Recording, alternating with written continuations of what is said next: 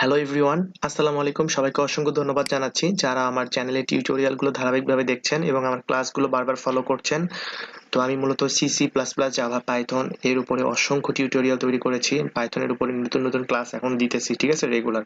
আপনারা অবশ্যই ফলো করবেন এবং আমার চ্যানেলটি যারা সাবস্ক্রাইব করেন নাই, প্লিজ আমার চ্যানেলটি এখনো যারা সাবস্ক্রাইব করেন নাই সাবস্ক্রাইব করে নেবেন। নলেজ ডেভেলপার এবং আমার যে ফেসবুক নেম শিমান্ত তাসিন। যদি কোনো সমস্যা হয় আপনারা অবশ্যই নক দিতে পারেন, ঠিক আছে। তারপর এখানে 2D অ্যারে সম্পর্কে আমি আজকে ডিসকাস করব, ঠিক আছে। তো 2D অ্যারে মূলত কি এটা আমাদের জানতে হবে আগে, ঠিক আছে। 2D অ্যারেতে মূলত কি কি লাগে, ঠিক কি কি প্রয়োজন হয় ডিক্লারেশনের সময়।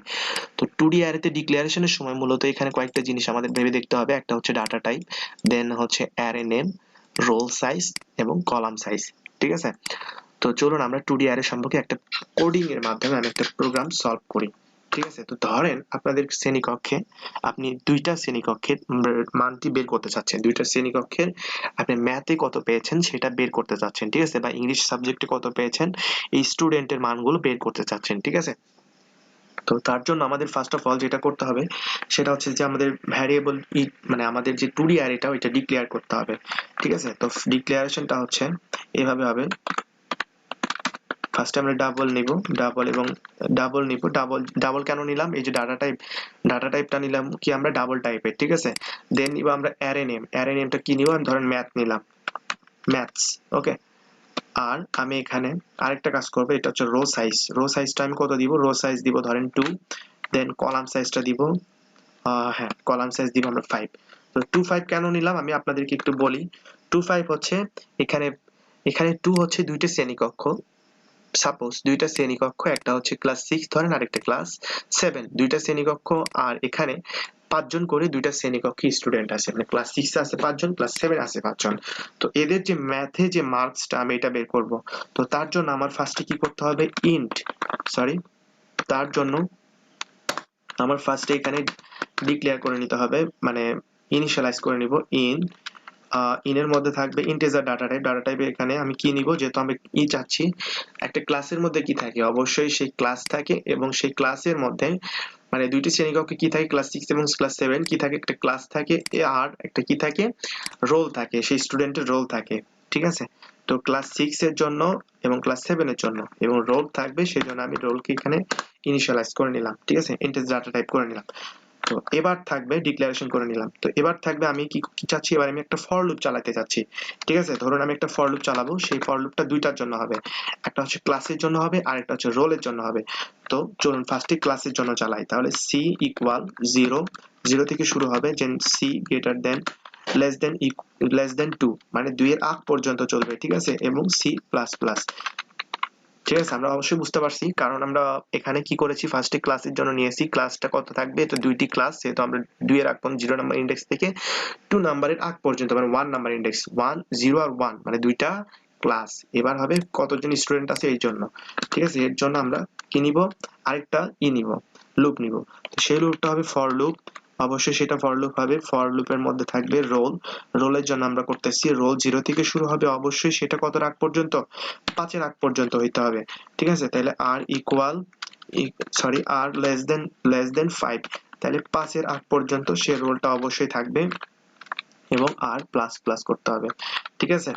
আর আমরা পরে আরেকটা কাজ করব, সেটা হচ্ছে যে স্ক্যানএফ এর মাধ্যমে আমরা সেই গুলা নিয়ে নিব, ঠিক আছে। স্ক্যানএফ এর মাধ্যমে সেই কি গুলা নিব, স্ক্যানএফ এর মাধ্যমে সেই রোল ইনপুট নিব, ঠিক আছে, ইনপুট নিব। তো ইনপুট নেওয়ার জন্য আমাদের এখানে একটা স্ক্যানএফ ফাংশন ব্যবহার করতে হবে। আমরা এগুলো মোটামুটি অনেকেই জানি। স্ক্যানএফ ফাংশন নিব এবং এর মধ্যে আমি %lf দিয়ে আমি হচ্ছে, যেহেতু এখানে ডাবল ডাটা টাইপ ইউজ করেছি এই জন্য আমি যদি ইনপুট নিতে যাই তাহলে আমাদের এখানে %lf নিতে হবে, ঠিক আছে। ফরম্যাট স্পেসিফায়ার %lf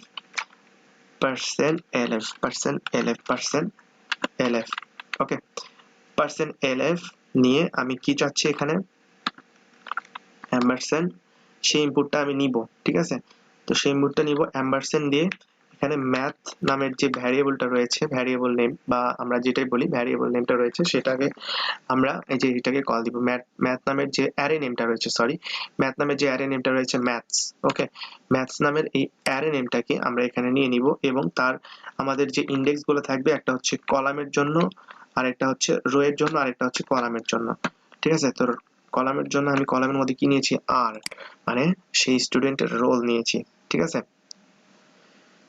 এবার আমি এটাকে পুরোটা কপি করে নিব, এটাকে কপি করে নিলাম।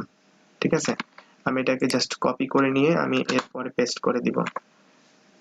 ঠিক আছে, এরপরে আমি এটাকে কি করে দিলাম, পেস্ট করে দিলাম,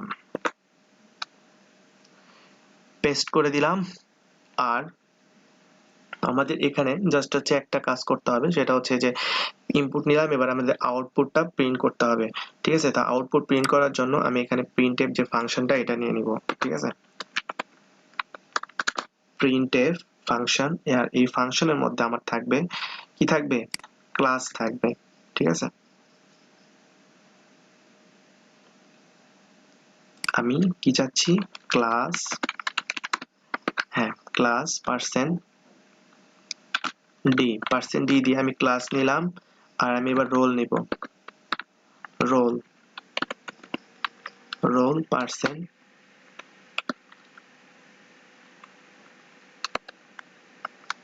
রোল দিয়ে আমি কি নিতেছি, রোল পার্সেন্ট ডি, রোল দিয়ে আমি নিব পার্সেন্ট ডি, দেন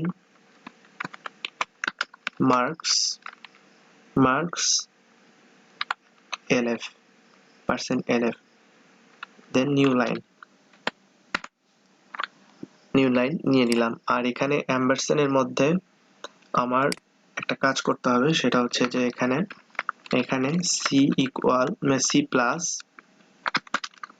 প্লাস সিক্স আমি এখানে কেন নিলাম, সি প্লাস সিক্স হলো যে এখানে আমার কয়টা থাকবে, এই যে ক্লাস সিক্স নিয়েছি আমি, ক্লাস সেভেন নিয়েছি। ঠিক আছে, ক্লাস সিক্স যখন নিব তখন এখানে ক্লাস সিক্স এর সাথে আমার ওয়ান যোগ করলে আমার কি হয়ে যায়, ক্লাস সেভেন হয়ে যায়। ওকে, আর এখানে আমি আরেকটা জিনিস নিব, সেটা হচ্ছে রোল প্লাস ওয়ান।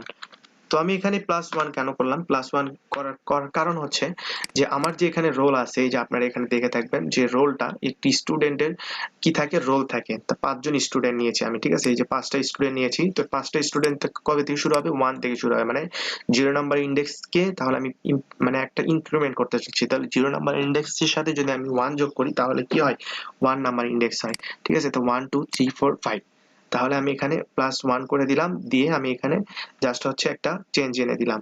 ঠিক আছে, আর এখানে ক্লোন দিয়ে দিব।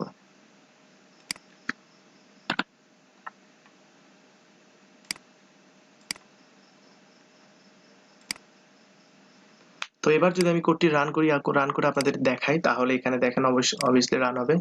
রান করার পর আপনারা এখানে কি করবেন, কয়েকটা 90, দেন হচ্ছে 40, দেন 20, দেন স্টুডেন্টের এইগুলা মার্ক দিবেন।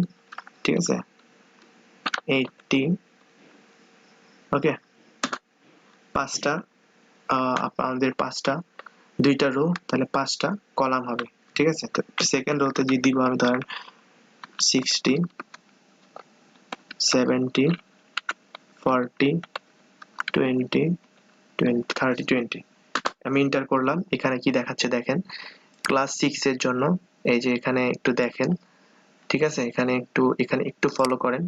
সেটা হচ্ছে যে আমি ফার্স্টে কি করেছি, ক্লাস সিক্স এর জন্য নিয়েছি। ঠিক আছে, তো ফার্স্টের কাজ হচ্ছে এখান থেকে, তো আমি ফার্স্টে সিক্স থেকে ক্লাস সিক্স এর জন্য নিয়েছি, ক্লাস সিক্স এর জন্য প্রথম রোলের স্টুডেন্টের মার্কস হচ্ছে কত, 90।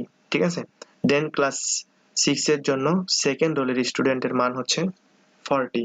এভাবে আমি ফার্স্ট এক এক করে বৃদ্ধি করতেছি, plus one, roll plus one. ঠিক আছে, রোল প্লাস ওয়ান দিয়ে আমি এক এক করে কি করতেছি, এখানে বৃদ্ধি করতেছি। প্রথমে 1 নাম্বার ইন্ডেক্স থাকবে, এখানে 0 নাম্বার ইন্ডেক্স ছিল ফার্স্টে। ঠিক আছে, রোলের এখানে ফার্স্টে 0 নাম্বার ইন্ডেক্স ছিল।